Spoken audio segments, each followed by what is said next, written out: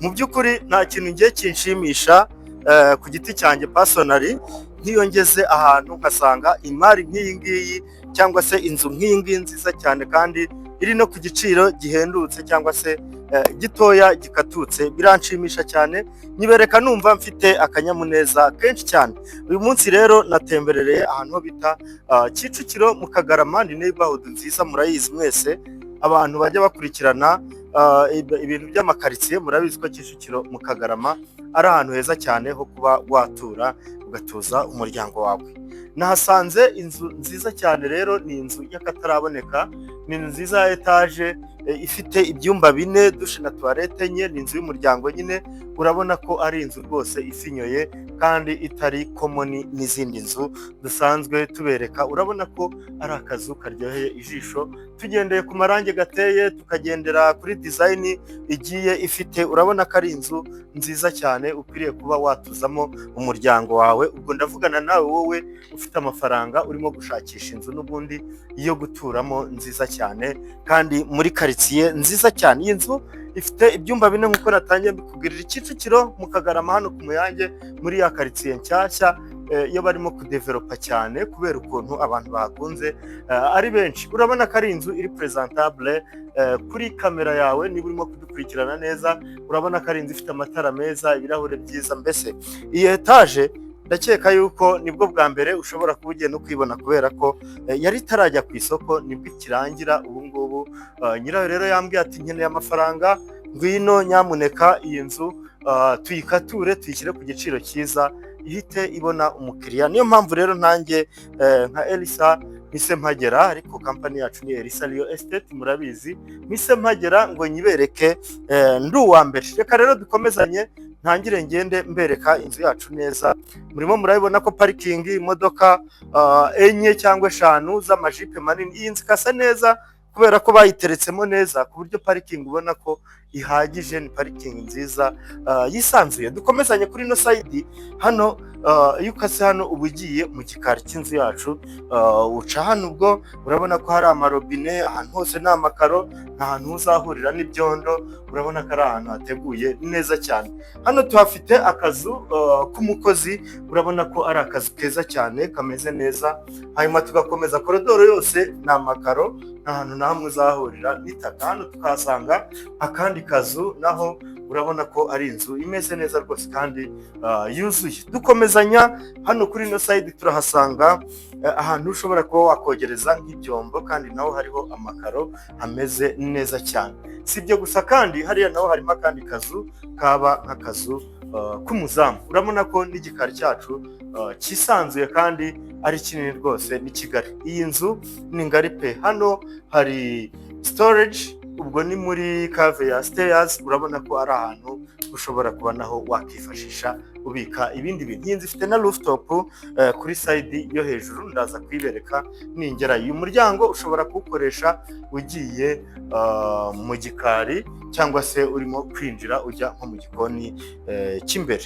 So mwabibonye ko mu gikari ari heza kandi ari hanini, harisanzuye. Mbese inzu yacu ntuze gucikwa n'akantu na kamwe kubera ko buri kintu cyose kiri kuri iyi nzu ni ingenzi. Ukwiriye kuba uduha iminota mike cyane ukayireba, kuko ni inzu niyo utanayigura wanarangira umuvandimwe wawe cyangwa se n'inshuti akaba yaza akigurira inzu nziza cyane. Si ubu bwiza gusa kandi ubona, kuko ni n'inzu yubatse ikomeye kubera ko yubakishije ibikoresho byiza cyane. Niba warakoze subscribe muri Elisa Real Estate, warakoze cyane, natwe tuzabigushimira tukwereka imari nziza cyane, ntituzagutenguha.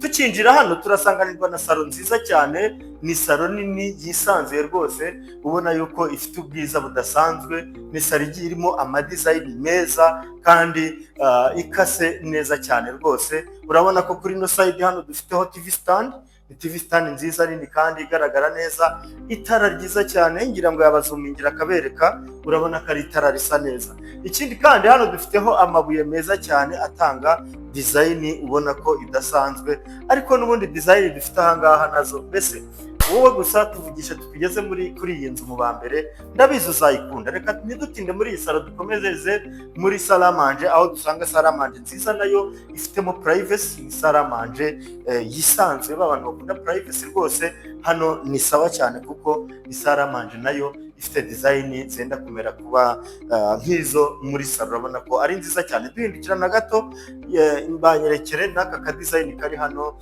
kuri salamanje, urabona ko ari aka design keza cyane. Twakomeje kandi turahita tugana mu gikoni cyacu. Igikoni cyo mu nzu ni igikoni cyiza kinini cyisanzuye. Bamama bakobwa mukunda gutekera ahantu heza kandi hakeye, iki gikoni ni icyawe. Ngwino ugura ino nzu ubundi iki gikoni ujye ugitekeramo rwose utuje umeze neza. Sinakivugaho byinshi, ibyangombwa byose birimo, imashini ifata umwuka w'ibiryo, tukagira umwanya wa firigo munini, tukagira hano ahantu ho washyira amafanta cyangwa se amajuisi agiye atandukanye. Urabona ko ari ahantu heza.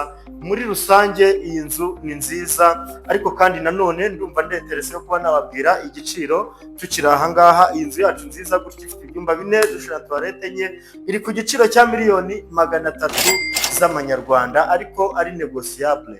Mu gihe cyose waba ufashe umwanzuro wo kwigura ufite kashi zawe, twanagukaturira rwose. Wowe ngwino utere intambwe ya mbere usura ino nzu ubundi tugukaturire. Reka twikomereze dutangire dusurane bya byumba, ariko tutaragera kure cyane. Hano hari dushe na toilette by'umushyitsi, ni ukuvuga ngo umushyitsi wicaye muri salo yakoresha aho ngaho.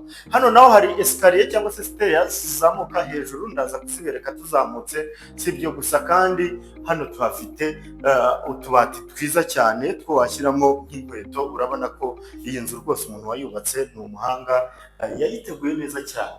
Tugana mu byumba, hano tuhafite icyumba cyiza kinini cyisanzuye. Hagarara hano ubereke garderobe. Urabona ko buri cyumba kigiye kirimo garderobe nziza kandi nini. Reka twikomereze, hano turahasanga dushe na toilette y'ibi byumba bibiri bikoresha. Ubwo n'ikiri amaze kubereka n'ikindi kimwe cyo ngiye kubereka hano, nubwo kirunzemo ibintu ariko ndumva kiri kugaragara. Hasi dufite ibyumba bibiri, hejuru naho tukagirayo ibindi byumba bibiri. Reka rero dukomezanye no hejuru.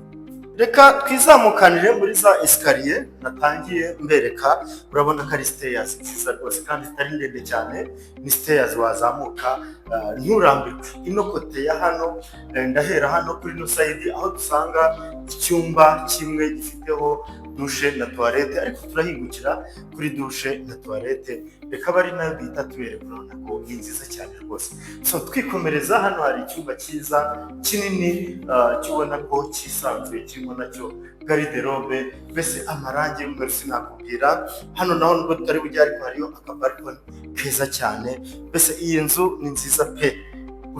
Nushaka ubyemere, iyi nzu ni nziza, ukwiye kuba uyisura niba ufite gahunda yo kugura inzu.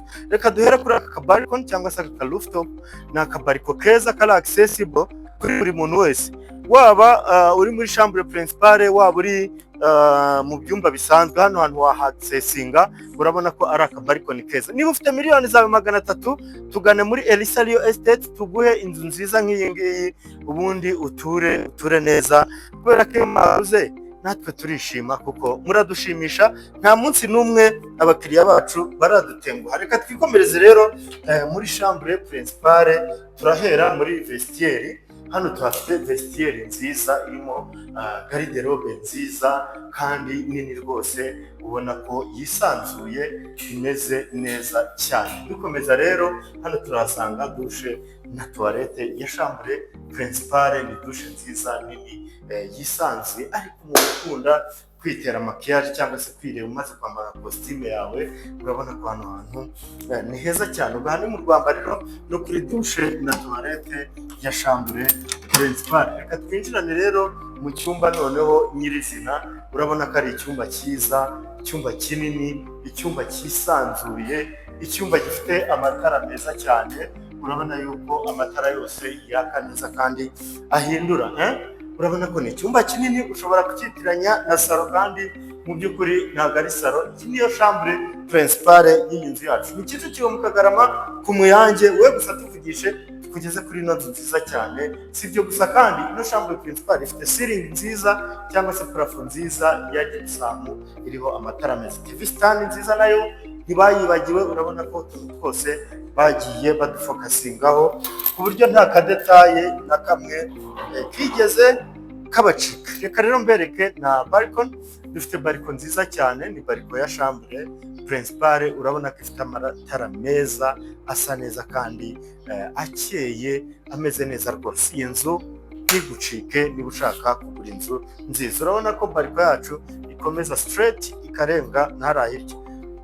Nshuti bakunzi ba Elisa Real Estate rero mwakoze cyane kubana natwe. Niba ushaka kujya ubona amazu n'ibibanza, iyi channel niyo icaho amazu n'ibibanza bigurishwa muri Kigali no mu nkengero zayo hose. Wowe kora subscribe ubundi tujye tukugezaho imari nziza. Murakoze rero mutuvugishe tubageze kuri iyi nzu n'izindi zihari.